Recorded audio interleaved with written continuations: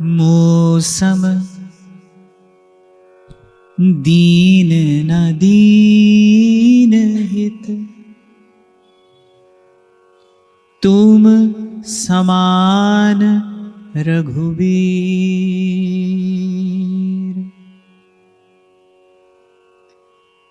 अस विचार रघुवंश मणि,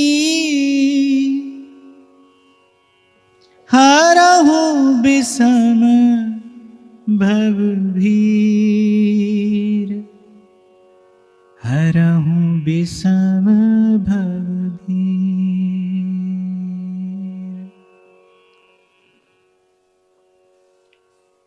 श्री गोस्वामी जी का वाक्य है, मौसम दीन न दीन हित, तुम समान रघुवीर। अस विचारि रघुवंश मणि, हरहु विषम भवभीर। हे नाथ, मेरा अभाव दूर करने वाला आपके अतिरिक्त दूसरा और कोई नहीं है। तुम तज और कौन पे जाऊं। मैं जिस वस्तु को प्राप्त करने के लिए जन्म जन्म से भटक रहा हूं, वो वस्तु 3 लोक 14 भुवन में आपके अतिरिक्त किसी के पास नहीं है। हो हरि थाक्यो बिस्वा बीसो, पीसत पीसत हार गयो, अब पीसे को कहा पीसो। संसार का आश्रय करके देख लिया, निराशा हाथ लगी। अन्य देवी देवताओं का आश्रय लेकर भी देख लिया, हताशा हाथ लगी।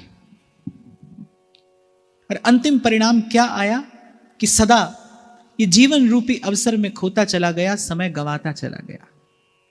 अब आपकी और आपके प्यारे संतों की कृपा से इतना समझ में आया है, या देही को गर्भ ना कीजै, या देही को गर्भ ना कीजै, माटी में मिल जासी, भज मन चरण कमल अविनाशी। भज मन चरण कमल अविनाशी। जेताई दिसे धरण गगन बिच, जेताई दिसे धरण गगन बिच, तेताई सब मिट जासी। भज मन चरण कमल अविनाशी। भज मन चरण कमल अविनाशी। मीरा के प्रभु गिरिधर नागर, मीरा के प्रभु गिरधर नागर, काटो जम की फांसी। भज मन चरण कमल अविनाशी। भज मन चरण कमल अविनाशी। और मैं कई बार विचार करता हूं, कोई भी संत हो और वो किसी भी काल में हुआ हो, आप देखिए, विचारिए, ये कितनी अद्भुत बात है। किसी भी काल में कोई संत भक्त हुआ हो, पर उसने अपना अंतिम निर्णय क्या दिया है? याते दुर्लभ काल न वृथा गमाइए, ब्रजनागर नंदलाल सुनिस दिन गाइए। ब्रजनागर नंदलाल सुनिस दिन गाइए। देखिए, एक बात स्वीकार कर लीजिए, इसको स्वीकार करने में हित है, परम हित है, आपका मेरा अपना हित है, कि सत्य की शरण में जाने पर ही विश्राम मिलता है। असत्य कैसा है? आज है कल नहीं, कल था आज नहीं है, आज है कल नहीं रहेगा। आपको मैं यहां का एक उदाहरण देकर निवेदन करता हूं। कोई ऐसा व्यक्ति जो आज कुछ और हो, कल कुछ और हो जाए और फिर कुछ और हो जाए, ऐसे व्यक्ति के साथ संबंध बनाना क्या आपको अंत में पीड़ा में नहीं डालता? जो आज कैसा हो, कल कैसा हो और फिर कैसा हो जाए, ऐसे व्यक्ति के साथ यदि आप संबंध बनाएं तो अंतिम प्राप्ति क्या है? पीड़ा है, पश्चाताप है। आपको खेद होगा कि क्यों हमने ऐसा किया। ऐसे ही असत्य बिल्कुल ऐसा ही है, धीरे धीरे सरक रहा है, धीरे धीरे बदल रहा है, धीरे धीरे परिवर्तित होता जा रहा है। और असत्य के साथ संबंध बनाना अंत में केवल खेद देता है, पीड़ा देता है, पश्चाताप देता है। तो सत्य की शरण में जाने पर सुख है। और सत्य किसे कहते हैं? जो आद सच और जुगाद सच है भी सच और नानक होसी भी सच, जिसमें कभी कोई परिवर्तन नहीं होता, कभी कोई परिवर्तन नहीं। चंद्र मिटे, दिन कर मिटे, मिटे त्रिगुण विस्तार, सब मिट जाए, पर सत्य जो का त्यों रहता है, यथावत रहता है, जैसे का तैसा। यही बात मैं आपको निवेदन कर रहा हूं। यदि आप सत्य का दर्शन करने निकलेंगे, शास्त्रों पुराणों में यदि कहीं आप खोजेंगे तो एक झलक यदि सत्य की कहीं मिलेगी तो वो क्या मिलेगी? सत्ययुग हो, त्रेता द्वापर हो या ये घोर कली काल हो, सबे सयाने एक मत, याते दुर्लभ काल न वृथा गवाइए, ब्रजनागर नंदलाल सुनिस दिन गाइए, ब्रजनागर नंदलाल सुनिस दिन गाइए। और मैं तो कभी ऐसे ही बोल चाल में ही कह देता हूं कि कभी बैठकर अनुभव करिए, कभी बैठकर इसका विचार करिए कि ये संत जो आपसे मुझसे बार बार भजन करने के लिए कह रहे हैं, अनेक अनेक प्रकार कह रहे हैं, अनेक अनेक विधि से कह रहे हैं, इसमें इनका क्या हित है? मैं भजन करूं, इसमें मीरा जी का क्या हित है? सूरदास जी का क्या हित है? उनको तो जो प्राप्त होना था हो गया। संत तो उस सच्चिदानंद प्रभु को प्राप्त करके अपने स्वरूप आनंद में स्थिर हो जाता है, निज आनंद में निमग्न हो जाता है। वो तो कहता है कछु लेना न देना और मगन रहना, उसे क्या लेना है और क्या देना है, पर फिर भी वो बोल रहा है। उसकी आप पर मुझ पर कृपा और करुणा है, और संतों की कृपा करुणा का दर्शन इसी में करना चाहिए। और संतों की ही वाणी है, संत की सेवा नाम ध्याइए, यही संत की सबसे बड़ी सेवा भी है। संतों की सेवा से प्रभु प्रसन्न होते हैं, और संत की सेवा वस्तुतः है क्या? नाम त्याइए, भजन करिए भाई, इस जीवन का सदुपयोग करिए। नागरिया नंदलाल सुनिस्दिन गाइए।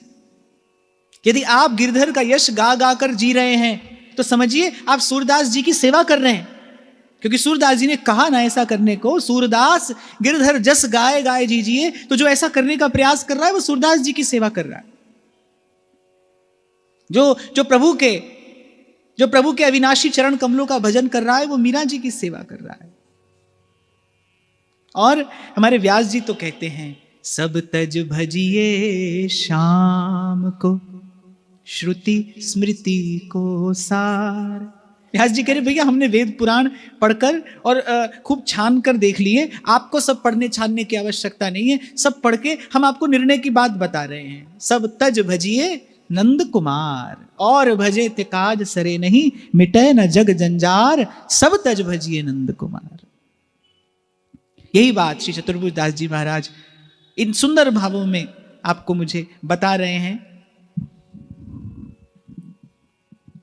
उग्रसेन को दीनो राज, आज्ञा मांग कियो सब काज, पनही ले आगे धरी, दूत तन पांडुन को कियो, अर्जुन को हरिरथ ज्योतियो, सन्मुख वै रण शर सहे, जाकी चरण कमल की रेण, लहत न विधि जांचत यह वेण, मुकुट चरण पर सत नहीं, ऐसे प्रभु प्रभुता तज दूर, है भक्तन की जीवन मूर, भक्ति प्रताप ही गाए हो जय जय, भक्ति प्रताप ही गाए हो। कह रहे उग्रसेन को दीनो राज, आज्ञा मांग कियो सब काज, पनही ले आगे धरी। खबर नहीं आपने कभी ये कथा श्रवण की कि नहीं की। कंस के वध के पश्चात महाराजा उग्रसेन को कंस ने कारागार में डाल रखा था। वो वृद्ध शरीर वहां पर पड़े दैहिक और मानसिक सब प्रकार की पीड़ा और यातना झेल रहे थे। श्री ठाकुर जी ने कृपा की, उस पीड़ा का, उस दुखद जीवन का अंत हुआ। और कहते हैं कि उस वृद्धावस्था में श्री ठाकुर जी ने महाराजा उग्रसेन से कहा कि अब आप मथुरा के अधिपति होइए। तो महाराजा उग्रसेन ने कहा कि अब तो शरीर वृद्ध हो गया, अब तो वैसे भी हमारा भजन करने का समय है, और कंस का वध आपने किया है, मथुरा पर विजय आपने पाई है, तो मथुरा नगरी पर आपका अधिकार है। तो श्री ठाकुर जी ने केवल उनको राज सिंहासन ही नहीं दिया, बड़ी हृदय को द्रवित करने वाली घटना घटती है कि महाराजा उग्रसेन को सिंहासन पर बैठाकर जो जो कार्य किया, प्रत्येक कार्य को करने से पहले महाराजा उग्रसेन की आज्ञा ली। और फिर एक स्थान पर तो श्री ठाकुर जी की कृपा का अतिरेक दिखाई पड़ता है। पनही ले आगे धरी, महाराजा उग्रसेन की चरण पादुका अपने हाथ में उठाकर और उनके सन्मुख धरते हैं। संत लोगों का हृदय विगलित हो गया ये दृश्य देखकर। महाराजा उग्रसेन को सिंहासन पर बैठाया, उनसे आज्ञा लेकर प्रत्येक कार्य कर रहे हैं, और महाराजा उग्रसेन की पादुका उठाकर श्री ठाकुर जी उनके सन्मुख धरते हैं। इसीलिए संत कहते हैं, जो अपने भक्त की जूती उठाने में संकोच नहीं करता, उससे बड़ा भक्त का भक्त और कौन होगा। इसलिए बार बार आपको निवेदन किया जाता है कि श्रद्धा, आदर, सम्मान, सद्भाव ये खूब दीजिए, संसार में दीजिए, पर जब बात प्रेम की आए, जब बात प्रीति की आए, तो प्रीति तो नंद नंदन से कीजिए। संपत्ति विपत्ति परे प्रतिपाले, और कृपा करे सोई जीजे, प्रीति तो नंद नंदन से कीजिए। प्रेम के अधिकारी, प्रेम के आस्पद केवल भगवान है। फिर कहते हैं, दूत तन पांडुन को कियो, अर्जुन को हरि रथ ज्योतियो, सन्मुख वेरण शर सहे। पांडवों के दूत बनकर गए। ऐसा साधारण कार्य प्रभु करते हैं। आप देखिए, श्री ठाकुर जी की भ्रिकुटी का संचालन होता है और सृष्टि का लय विलय हो जाता है। अनंत अनंत कोटि ब्रह्मांडों को जो अपने एक रोम कूप में छिपाए रहते हैं, जिनका ऐश्वर्य कितना है वो स्वयं नहीं जानते।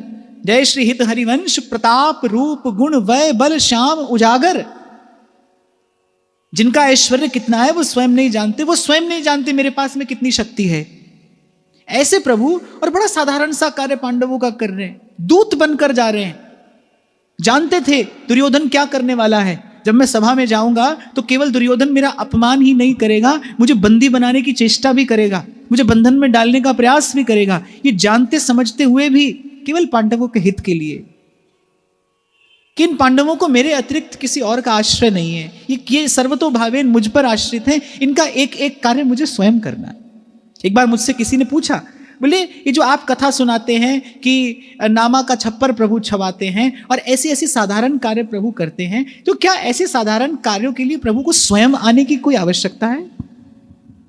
ऐसा कार्य तो प्रभु के संकेत मात्र से किया जा सकता है। प्रभु की अघटन घटना पट्टी ऐसी जो लीला शक्ति है, जो योग माया है, वो प्रभु के संकेत मात्र से ऐसा कार्य कर देती है। तो मैंने कहा भाई इसका उदाहरण तो हमने अपने ही जीवन में देखा है। हम किसी के यहाँ जाते हैं तो कोई बड़ा भावुक व्यक्ति हो तो वो चाहता है कि अगर आप आए हैं तो आपकी छोटी से छोटी सेवा हम स्वयं करें, किसी से कराएं नहीं, आपकी सेवा हम स्वयं करें। आपके लिए भोजन भी हम बनाएंगे, आपको भोजन पवाएंगे भी हम, आपकी सेवा हम करेंगे। मैं ऐसा देखता हूँ, कभी कभी भाव होता है किसी का, आपकी सेवा हम करेंगे। इसके मूल में क्या है? इसके मूल में प्रीति है, क्योंकि भक्त पर श्री ठाकुर जी की विशुद्ध प्रीति है। भक्त अगर इतना प्रेम करता है तो श्री ठाकुर जी उसका उत्तर अपने स्वरूप के अनुरूप अनंत अथाह अपार प्रेम से देते हैं। और ये श्री ठाकुर जी का भक्त के प्रति अपार प्रेम है। भक्त का छोटे से छोटा कार्य भी प्रभु स्वयं करते हैं, कराते नहीं किसी से।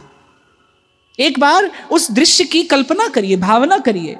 माधव दास जी, श्री जगन्नाथ जी के परम भक्त, अतिसार हो गया, बार बार शौच के लिए उनको जाना पड़ता था, शरीर दुर्बल हो गया। और कहते हैं एक बार तो दुर्बलता इतनी हो गई कि अचेत होकर गिर पड़े वहीं समुद्र के किनारे। और जब आंख खुली तो क्या देखते हैं? प्रभु अपने हाथ से शरीर पर लगा मल धो रहे हैं। इतनी वेदना हुई ये दृश्य उनको देखकर। और प्रभु से कहने लगे कि प्रभु आपको ऐसा करते देखकर मुझे अपार कष्ट हो रहा है।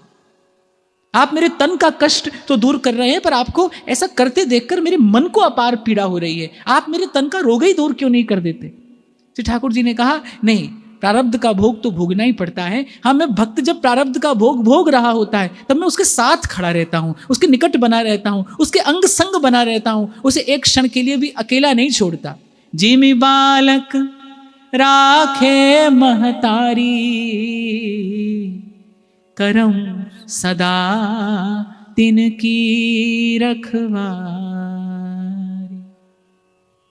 इसीलिए ध्रुवदास जी कहते हैं, ऐसे प्रभु त्रैलोक मणि, जिन न भजे चितलाय। रैदास कहते हैं, हरि सा हीरा छाड़ के, करे आन की आस। ते नर जमपुर जाएंगे, सत भाखे रैदास। हरि सा हीरा छाड़ के और करे आन की आस। दूत तन पांडुन को कियो, अर्जुन को हरि रथ जोतियो। और प्रेम के बस अर्जुन रथ हांक्यो, भूल गए ठकुराई। देखो जीव कैसा है, उसके पास थोड़ी सी भी कोई वस्तु विशेष हो, कोई गुण विशेष हो, तो उसको भूलता नहीं एक क्षण के लिए। धनवान व्यक्ति को नींद में भी याद रहता है कि हम धनवान हैं, हम सेठ हैं, हम साहूकार हैं, वो भूलता नहीं। धन का, रूप का, बल का, बुद्धि का, विद्या का मद जो है वो जीव पर चढ़ा ही रहता है। इसीलिए गोस्वामी जी तो निर्णय दे देते, बोले प्रभुता पाए काय मद नाई। कोई पूछे कि प्रभुता से किसे किसे मद होता है, गोस्वामी जी कहते किसे नहीं होता है ये बताओ। प्रभुता पाके सब मद में फूलते हैं। थोड़ा सा गुण कोई दे दे, प्रकृति आपको कोई गुण आप में विशेष हो जाए, धन संपत्ति जरा नेक अधिक हो जाए, कोई गुण विशेष हो, आपकी प्रतिष्ठा अधिक हो जाए, तो व्यक्ति क्षण के लिए भी उसे भूलता नहीं। ये तो प्रभु ही हैं। और मुझे लगता है ये प्रभु की ही सामर्थ्य की बात है, जो भक्त के लिए अपनी प्रभुता छोड़ देते हैं, एक और धर देते हैं। अनंत कोटि ब्रह्मांड नायक, अनंत कोटि ब्रह्मांड नायक के पद पर बने रहते हुए अर्जुन के रथ के सारथी के स्थान पर नहीं बैठ सकते, भूल जाते हैं प्रभु। इसलिए सूरदास कहते हैं, प्रेम के बस अर्जुन रथ हाँ क्यों, भूल गए ठकुराई। हरे कृष्णा भूल गए ठकुराई, भूल गए ठकुराई कि मैं कौन हूं। न्योछावर कर देते प्रभु अपने आप को भक्त की भक्ति पर। इसीलिए ध्रुवदास जी के रंच प्रेम में अपन पोहारत नवल किशोर, ये अपने आप को हारना नहीं है तो क्या है। दूत तन पांडुन को कियो, अर्जुन को हरि रथ जोतियो। सन्मुख वै रण शर सहे। कितने कितने दिव्यास्त्र प्रभु का स्पर्श करते हुए निकल कर जाते थे, और कितने कितने दिव्यास्त्रों को तो झेला ही प्रभु ने बैठकर। पहले भी मैंने आपको शायद सुनाया था ना कि जब युद्ध समाप्त हुआ और श्री ठाकुर जी रथ के घोड़े खोल रहे थे, तो अर्जुन ने कहा, अरे अब तो कार्य हो गया, अब ये काम हम कर देते हैं। श्री ठाकुर जी ने कहा, नहीं तुम रथ से उतरो। अर्जुन ने कहा, नहीं नहीं, अब ये कार्य हो गया, अब हम आपसे और सेवा नहीं करा सकते, कार्य हम करेंगे। तब श्री ठाकुर जी ने कठोर स्वर में आज्ञा दी कि तत्काल इस रथ का परित्याग कर दो। अर्जुन रथ से कूदे, श्री ठाकुर जी ने घोड़े खोले, हनुमान जी ने ध्वजा से गमन किया, और जैसे ही श्री ठाकुर जी रथ से उतरे, भयंकर विस्फोट का स्वर सुनाई पड़ा, और अर्जुन ने देखा कि देखते ही देखते रथ के टुकड़े टुकड़े हो गए। तब श्री ठाकुर जी ने कहा कि तुम्हें क्या लगता है पार्थ कि ये भीष्म और द्रोणाचार्य जैसे महारथी, कर्ण जैसे प्रतापी योद्धा, ये बड़े बड़े दिव्यास्त्रों का प्रयोग जो तुम पर कर रहे थे, तुम अपने शौर्य और पराक्रम से उनका उत्तर दे रहे थे? ठाकुर जी के कहने का तात्पर्य यह था कि अर्जुन, बहुत कुछ तो ऐसा था जो तुम तक मैंने आने ही नहीं दिया। बहुत सी शक्तियां तो सामने से ऐसी आई जो मैंने तुम तक पहुंचने ही नहीं दी। और भीष्म पितामह ने तो प्रहार किया श्री ठाकुर जी पर। यद्यपि ये भक्त और भगवान की लीला है, पर चतुर्भुज दास जी कह रहे हैं, सन्मुख वै रण शर सहे। तीर खाया है प्रभु ने भक्त के लिए, चोट खाई है प्रभु ने भक्त के लिए, क्या क्या नहीं किया है, क्या क्या नहीं किया है। जाकी चरण कमल की रेणु, लहत न विधि जांचत यह वेन, मुकुट चरण पर सत नहीं। ऐसे प्रभु प्रभुता तज दूर, है भक्तन की जीवन मूर। भक्ति प्रताप ही गाए हो जय जय, भक्ति प्रताप ही गाए हो। और जिनकी चरण कमल की रेणु कणिका प्राप्त करने के लिए ब्रह्मा लालायित रहते हैं।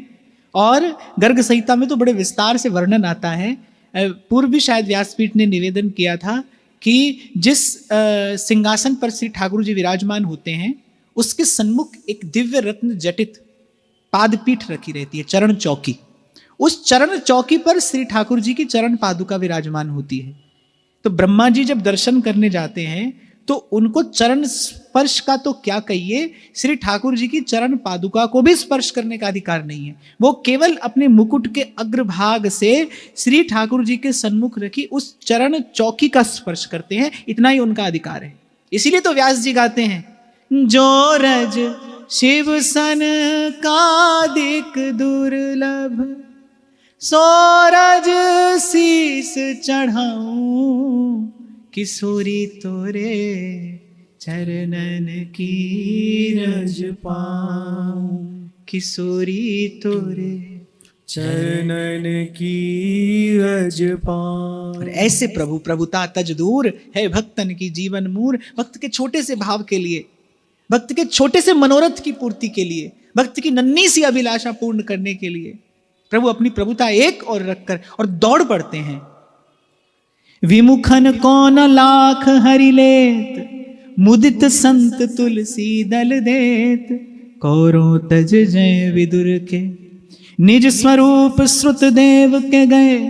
जहां तृण शयन असन फल भय, लीला तनु बहुलाश्व के। यज्ञ करत द्विज विमुखित भय, आदर के तिय भोजन दय। कुब्जा को चंदन ग्रयो, यज्ञ भोग देखत जुल जात। ग्वालिन को ले झूठो खात, भक्ति प्रताप ही गाए हो जय जय, भक्ति प्रताप ही गाए हो। कह रहे विमुखन को न लाख हरि लेत, और मुदित संत तुलसी दल देत। कौरव तज जय हैं विदुर के। विमुख अर्थात जो भावहीन है। इसलिए बार बार आपको निवेदन किया जाता है, सेवा धन से नहीं होती भाई। यदि धन से सेवा होती तो सब धनी भगवान के सेवक हो जाते। पर मैंने तो अपने जीवन में ऐसा बहुत निकट से देखा है, प्रभु की कृपा से, गुरुजनों की कृपा से थोड़ा सा प्रभु ने दर्शन कराया है मुझे इस लीला का, कि एक व्यक्ति जो देने में समर्थ है, वो लाख देना चाह रहा है पर प्रभु स्वीकार नहीं कर रहे। और एक भक्त जिसके पास उस काल में, उस समय में साधन नहीं है, पर उससे प्रभु मांग कर ले रहे हैं, मांग कर लेते हैं भगवान भक्त से। अरे संसार में एक से एक धनी संपन्न व्यक्ति है, उनके पास अकूत संपत्ति है, अपार धन है, पर क्या सब लोग, देखो क्या सब लोग प्रभु की सेवा कर रहे हैं? विमुखन को न लाख हरि लेत। इसलिए बार बार मैं आपको निवेदन करता हूं भाई, सेवा का अवसर आए तो धन्यवाद करो प्रभु का, प्रभु ने आपको चुना है, प्रभु आपको ये अवसर दे रहे हैं, ले रहे हैं प्रभु आपसे। और मैं कहता हूं आपसे भाई, सबका लेना लेना नहीं होता, कोई लेकर भी आपको दे ही रहा होता है। अप्रत्यक्ष रूप से दिख रहा है कि वो आपसे ले रहा है, पर वास्तविकता में वो आपको दे रहा है, अवसर दे रहा है वो आपको सेवा का, वो आपके सौभाग्य की अभिवृद्धि करा रहा है। इसलिए जब सेवा का अवसर आए उत्सव मनाइए। और मैं तो ये भी आपसे कहूंगा कि यदि सेवा का अवसर आया है तो आप देखना, सेवा का आदेश देने से पहले प्रभु सेवा की सामर्थ्य देते हैं। यदि आपको कोई सेवा का कार्य मिला है, आपके हिस्से यदि कोई सेवा आई है, तो ध्यान रखना, सेवा की आज्ञा, सेवा का आदेश आपको बाद में मिला होगा, सेवा की सामर्थ्य प्रभु ने आपको पहले दी होगी। हनुमान जी समुद्र लांघ कर और श्री जानकी जी का पता ले आए, ये कार्य तो प्रभु ने तभी कर दिया जब प्रभु हनुमान जी को मुद्रिका दी। और हनुमान जी ने कहा, प्रभु मुद्रिका मेली मुख माही, जलधि लांघि गए अचरज नाही। हनुमान जी ने तो प्रभु से लौट कर भी कहा कि शाखा मृग के कै मनुसाई, शाखा ते शाखा पे जाई। नाथ न कछु मोर प्रभुताई, सो सब तब प्रताप रघुराई। प्रभु ये सामर्थ्य तो आपने मुझे जाने से पहले ही दे दी थी। लक्ष कोटि कोटि वानरों के यूथ में, समूह में आपने मुद्रिका मुझे ही क्यों दी? क्योंकि आप चाहते थे प्रभु कि ये कार्य मैं करके लौटूं, ये यश आप मुझे देना चाहते थे। इसलिए हमारे विनोद भैया गाया करते थे ना कि मेरा आपकी कृपा से सब काम हो रहा है, करते हो तुम कन्हैया पर मेरा नाम हो रहा है। भगवान तो यश देते हैं। यदि सेवा आई है आपके हाथ तो समझिए प्रभु आपको यश देना चाहते हैं, नहीं तो इस सृष्टि का पालन करने के लिए वो एक अकेला पर्याप्त है और कर ही रहा है। जिनकी मात्र कृपा दृष्टि से सकल विश्व को पलते देखा, अपना मान टले टल जाए, भक्त का मान ना टलते देखा, प्रबल प्रेम के पाले पड़कर। अरे छल कपट काम क्रोध ईर्ष्या द्वेष की वृद्धि करता हुआ धन व्यक्ति के पास पड़ा रहता है, व्यक्ति समाप्त हो जाता है, धन ज्यों का त्यों बना रहता है। उसके कारण केवल व्यक्ति पाप कमाता है और वो पाप साथ में लेकर जाता है। ध्यान रखना, व्यक्ति धन नहीं कमाता, अनीति और अनाचार के मार्ग पर चलकर धन नहीं कमाता, व्यक्ति पाप कमाता है। पाप साथ जाता है, धन यही रह जाता है। उस कमाए हुए धन को साथ ले जाने की कोई युक्ति नहीं है, लेकिन उस धन को कमाने में जो पाप किया है वो पाप जीव के साथ जाता है। ये सोचो विचारो, ये कहां की बुद्धिमानी है? जिस वस्तु को कमाने के लिए पाप किया वो वस्तु यही है, पाप आपके साथ जा रहा है। देखो, जो भी साधन किया जा रहा है, जो भी क्रिया की जा रही है, इसी उद्देश्य से तो की जा रही है ना कि प्रभु प्रसन्न हो जाए। प्रभु की प्रसन्नता किसमें है? तो ग्रंथकार कह रहे हैं, विमुखन कौन लाख हरि लेत, मुदित संत तुलसी दल देत। और भाव में भरे संत एक तुलसी दल प्रभु को निवेदन करते हैं।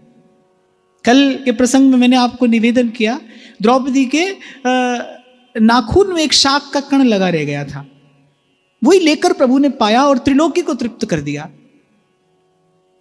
लेकिन उस शाक के कण में क्या है? द्रौपदी का प्रेम है, वो भक्त है, उसके रोम रोम से भक्ति की धारा प्रवाहित होती है। कह रघुपति सुन भामिनी बाता, मानौ एक भगति करना।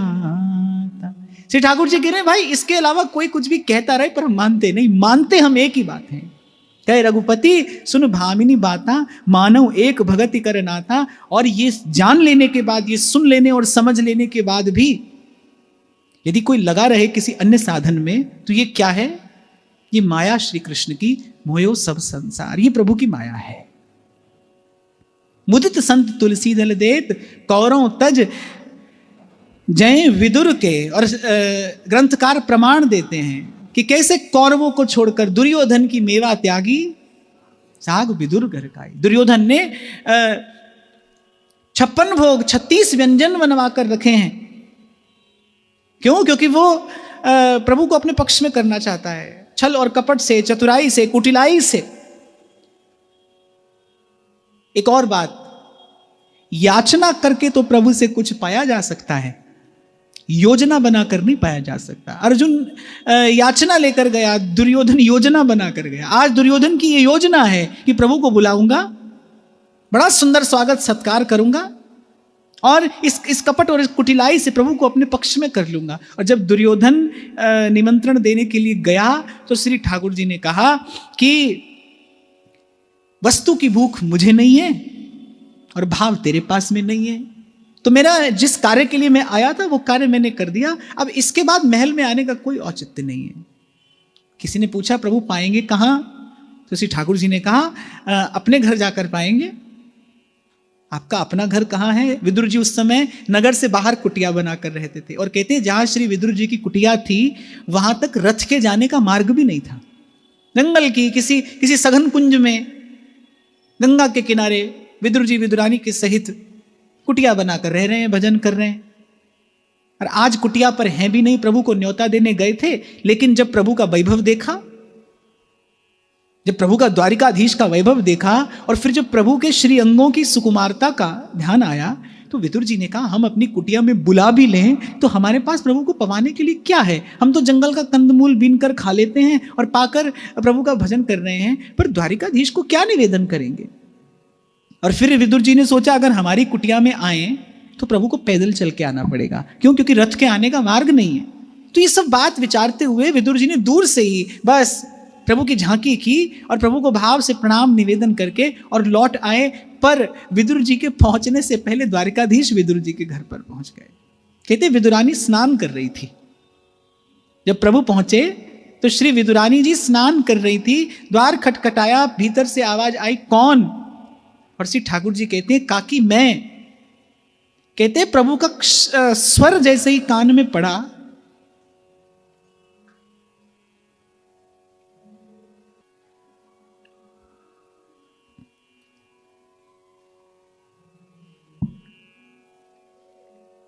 तो देहाध्यास समाप्त हो गया। जैसे ही प्रभु का स्वर कान में पड़ा, दौड़ कर गई और उसी निर्वस्त्र स्थिति में जाकर द्वार खोल दिया। प्रभु ने जैसे ही देखा, अब अंतर्यामी जानी है अंतर्गत का भाव। प्रभु जानते हैं इस समय विदुरानी जी की क्या दशा है। प्रभु ने झट से अपना पीतांबर श्री विदुरानी जी को ओढ़ाया, हाथ पकड़कर भीतर लेकर आई। अब बैठाने के लिए आसन नहीं है। किस स्थिति में विदुर जी और विदुरानी जी रहते हैं? केवल सतत प्रभु का चिंतन करते हुए, केवल प्रभु का भजन करते हुए, केवल प्रभु का स्मरण करते हुए वहां पर बैठे हैं। प्रभु को बैठाने के निमित्त घर में आसन नहीं है। प्रभु स्वयं बैठ गए। कुछ नहीं था, कुछ शाक और कुछ कंदमूल रखे थे। कहते हैं साग तो बनाया था विदुरानी ने, कुछ जंगली पत्रों को चुनकर शाक बनाया था। इसलिए भक्तों ने गाया है, साग विदुर घर खाई। शाक बनाया था और कुछ संतों के मुख से सुनाया, जिन्होंने भाव से इस लीला का दर्शन किया होगा, कि कुछ कदली फल रखे थे। झट से दौड़ कर गई विदुरानी, उठा लाई और प्रभु की श्रीमुख की ओर देखते हुए, प्रभु के मुख चंद्र का दर्शन करते हुए, रोम रोम से कुछ है जो बस बहे जा रहा है, जो भक्त और भगवान दोनों को डुबो रहा है, दोनों को भिगो रहा है। कुछ बह रहा है विदुरानी के रोम से। कांपते हुए हाथों से वो कदली फल छीलती है, फल स्वयं खाती है, छिलका प्रभु को पवाती है। आयु में, अवस्था में, इस लीला विग्रह में प्रभु छोटे हैं, वो बड़ी हैं और काकी कहकर प्रभु बुलाते हैं। तो फल स्वयं खाती जा रही है, छिलका प्रभु को पवाती जा रही है और प्रभु भी न्यौछावर होते जा रहे हैं भक्त की इस भक्ति पर। यही बात श्री चतुर्भुज दास जी कहने का प्रयास कर रहे हैं। विमुखन कौन लाख हरि लेत, मुदित संत तुलसी दल देत, कौरों तज जयो विदुर के। और बस ये लीला हो ही रही है कि विदुर जी पैदल चलते चलते कुटिया पर आ पहुंचे। देखा द्वार खुला है, भीतर आकर देखा तो कुटिया का रंग निराला था। प्रभु का पीतांबर ओढ़े विदुरानी बैठी है।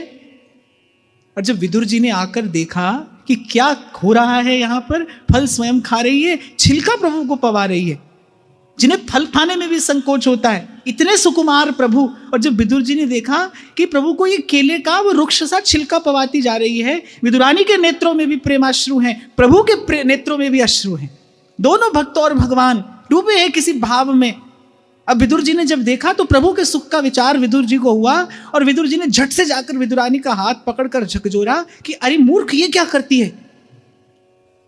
और जब वो भाव दशा किंचित शिथिल हुई तो विदुरानी जी को बोध हुआ और श्री ठाकुर जी कहते हैं, बोले काका तुमने आकर सब रंग में भंग डाल दिया, तुमने सब रस में बिरस कर दिया। कैसा आनंद आ रहा था मुझे, कैसा सुख मिल रहा था मुझे, तुम इसकी कल्पना नहीं कर सकते। एक संत के मुख से मैंने सुना, बोले अनंत अनंत काल से अनंत अनंत भक्तों ने प्रभु को भोग लगाया है, लगा रहे हैं और लगाते रहेंगे। पर कहते हैं प्रभु ने अगर रुचि से कभी पाया है तो केवल 2 बार पाया है, या तो शबरी के बेर पाए हैं या विदुरानी के ये केले के छिलके पाए हैं।